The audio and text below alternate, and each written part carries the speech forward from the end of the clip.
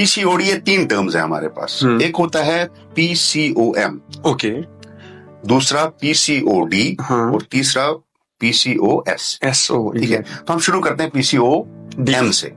पीसीओएम का मतलब होता है पॉलिसिस्टिक ओवेरियन मॉर्फोलॉजी। ओके, ये बिगनिंग है। हाँ, क्या होता है कि एक लड़की आई हमारे पास, मान लीजिए 20 साल की, डॉक्टर साहब मुझे ये प्रॉब्लम्स है, सब कुछ नॉर्मल है उसका, कोई पेट दर्द के लिए आ गए, कोई कुछ, हम उसका एक अल्ट्रासोनोग्राफी एडवाइस करते हैं। तो वहां से जो हमारा रेडियोलॉजिस्ट है या सोनोलॉजिस्ट है वो लिख के देता है नीचे पॉलिसिस्टिक ओवेरियन मॉर्फोलॉजी, और ओवरीज हम अंडादानी को बोलते हैं, जो उर्दू में आप बोलेंगे। ओवरीज का वॉल्यूम भी लिख देते हैं साथ में कि राइट ओवरी का वॉल्यूम है 12 सीसी फॉर एग्जाम्पल, लेफ्ट का 16 सीसी ज्यादा है।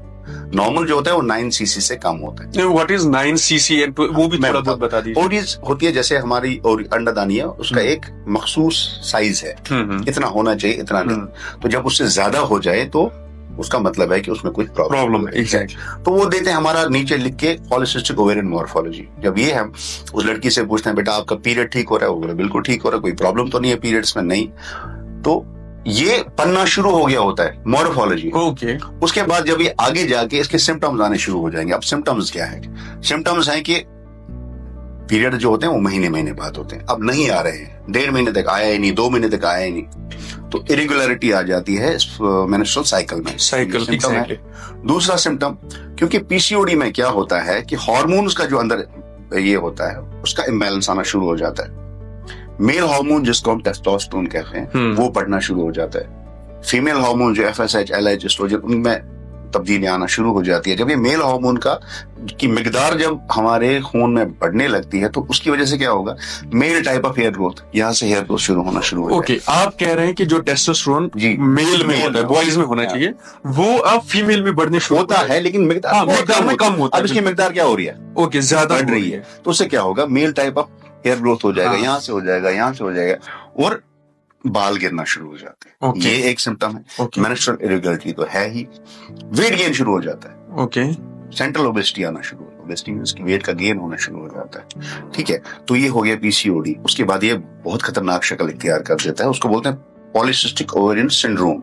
ये एक मेटाबॉलिक सिंड्रोम है, इसमें ब्लड शुगर्स फिर डिरेंज हो जाते हैं, इसमें ओबेसिटी बहुत ज्यादा हो जाती है, पीरियड आ ही नहीं जाते हैं, मेल टाइप हेयर ग्रोथ, उसको हिस्टोजम हम अपनी लैंग्वेज में बोलते हैं, वो होना शुरू हो जाता है, और फिर ये एक सिंड्रोम की शक्ल इख्तियार करता है। और वो अब इसका क्या है कि इसकी जो अभी जो हमारी, देखिए मैं अपनी ओपीडी में हर ओपीडी में 2-3 लड़कियां ऐसी आ जाती हैं जिनको पॉलिसिस्टिक ओवेरियन डिजीज होती है।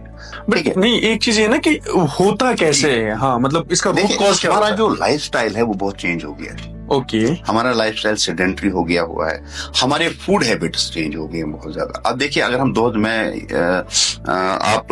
अगर हम बात करें 2005-6 की, हाँ, कितने फास्ट फूड रेस्टोरेंट्स थे हमारे को? बिल्कुल कोई भी नहीं था। नहीं था, तो बिल्कुल नहीं। अभी जो कहते हैं ना वो कि जितनी डिमांड, जितनी जरूरत हो उतना ज्यादा चीजें बढ़ जाती है।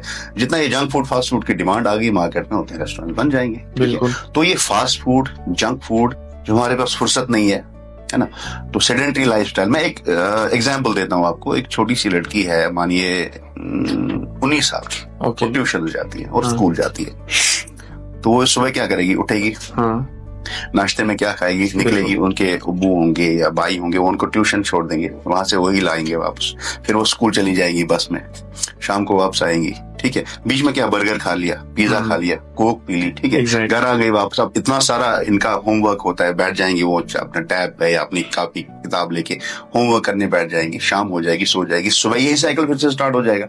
आप इसमें बताइए बीच में कहाँ पे एक्सरसाइज आ गई? ओके, नहीं आई। और खाया क्या? Junk food, fast food. तो ये फूड हैबिट्स, ये सेडेंटरी लाइफस्टाइल, ये इम्पैक्ट करता है बहुत नेगेटिवली बॉडी को, और इसमें शुरू हो जाता है फिर ये चीजें अंदर से जो ये। अब एक्सरसाइज का मतलब ये नहीं है कि हम चलें जाए जिम ज्वाइन करें या ऐसा कुछ करें। एक्सरसाइज आपका आंगन बड़ा है या सीढ़ियां हैं, मान लेते हैं आपके 3 मंजिला एक आपका मकान है, जी जी, 10 बार ऊपर नीचे कर लीजिए, हो गया काम, दिन का काम हो गया आपका। ठीक है, जंक फूड अवॉइड करिए जितना हो सके, फास्ट फूड तो खाना ही नहीं है बिल्कुल। ठीक है, जंक फूड, फास्ट फूड, अपने घर की सब्जी, अंडे खाएं आप, हेल्दी प्रोटीनेशियस डाइट खाएं, कार्बोहाइड्रेट को बहुत कम करें। तो ये जो हमारा मकसद कहने का मेरा ये है कि जो फूड हैबिट्स और हमारा लाइफस्टाइल जो चेंज हुआ है, जो स्टेंटरी लाइफस्टाइल और जो फास्ट फूड, जंक फूड जो भी है, ये सॉफ्ट ड्रिंक्स हैं, इससे बहुत ज्यादा इम्पैक्ट